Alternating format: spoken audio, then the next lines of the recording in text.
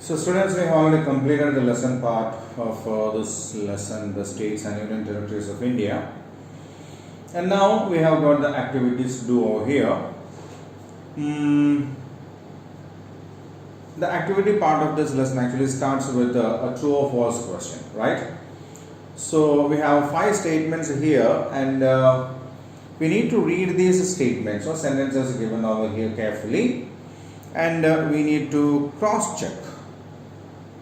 We need to cross check that with what we have learned in the lesson. If both are same, if we feel that what we have learned in the lesson is what we have here in the question, then we say the statement as a true one. If not, we say it as a false one, right? So what we need to do is, we need to read the statement given over here, cross check that with what we have learned in the lesson, and then if what we have learned in the lesson is the same as what we have over here, then we mark it as a true, and if it is not the same, then we mark it as a false, right? Fine. So shall we read the first statement? The central government controls all the states.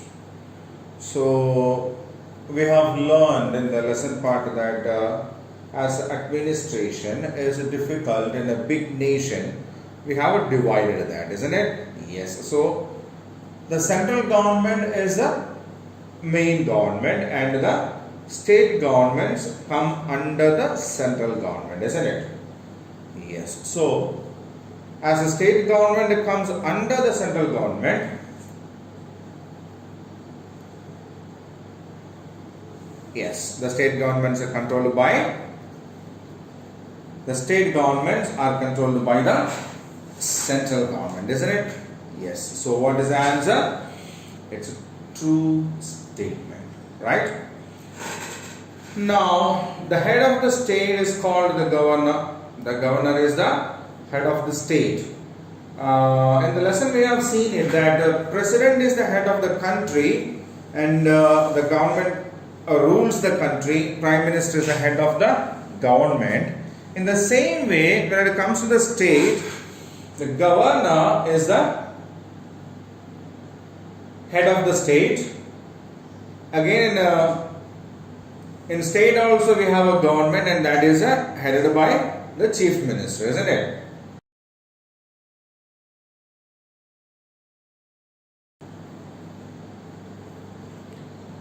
Now the third one.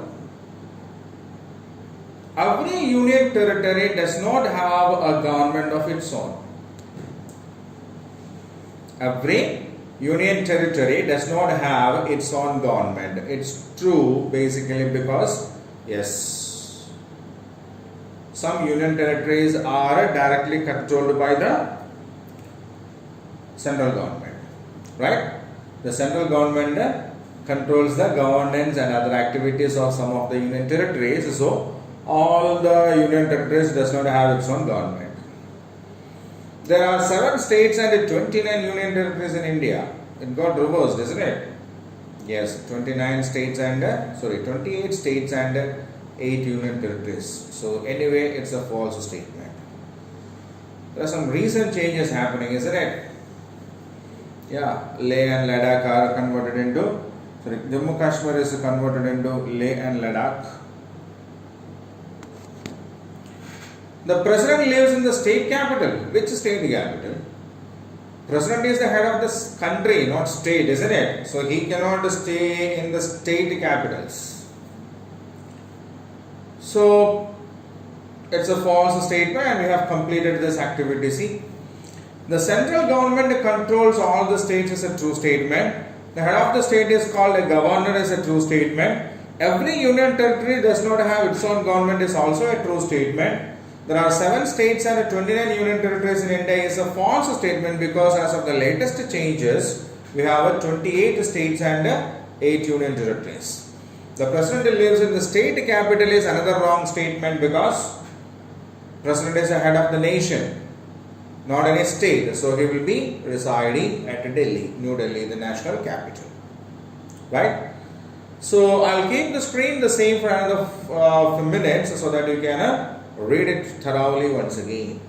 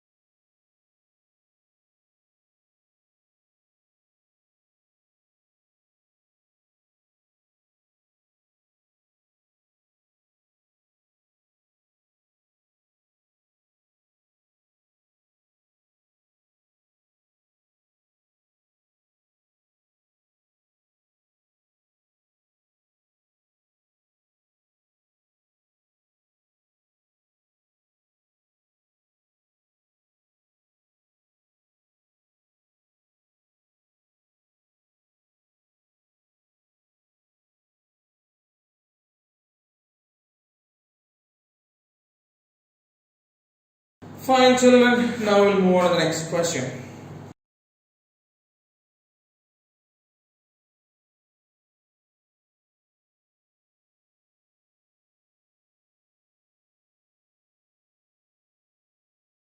Fill in the blanks with the appropriate words. Look for clues. So we have 5 sentences here taken from the text part, okay? And what we need to do is, see, in all the sentences there is a blank also.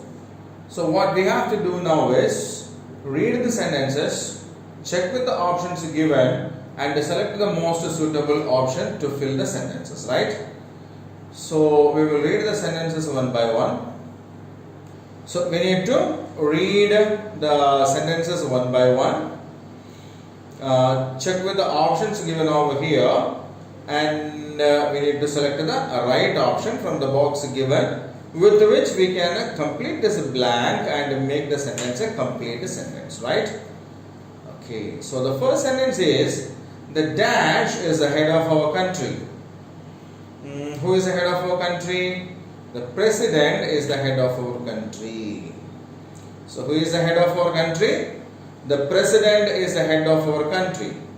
The dash is the head of the central government. The prime minister is the head of the central government.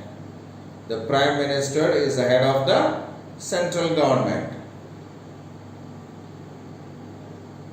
The first prime minister of India was Pandit Jawaharlal Nehru, who is even celebrating his birthday as a Children's Day.